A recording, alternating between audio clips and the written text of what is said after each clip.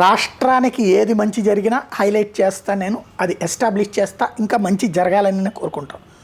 అలాగే ఆ తెచ్చిన వాళ్ళని గురించి మనం ప్రమోట్ చేసినప్పుడు, ఎంకరేజ్ చేసినప్పుడు మరిన్ని చేయాలనిపిస్తుంది. ఒకటి సీఎం రమేష్ తనకున్న పలుకుబడి గురించి ఇంతకుముందు కూడా మనం మాట్లాడుకున్నాం.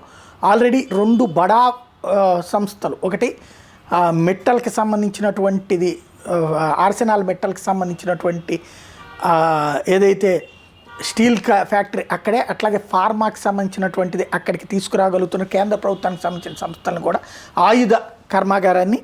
అదే సందర్భంగా మరొకటి అచ్యుతాపురంలో 30 పడకల ఈఎస్ఐ ఆసుపత్రి నిర్మాణానికి కేంద్రం 2020 ఫిబ్రవరి 21 ఆమోదం తెలిపింది జగన్ టైంలో. ఇందుకోసం రాష్ట్ర ప్రభుత్వం 2 ఎకరాల స్థలాన్ని కూడా కేటాయించింది.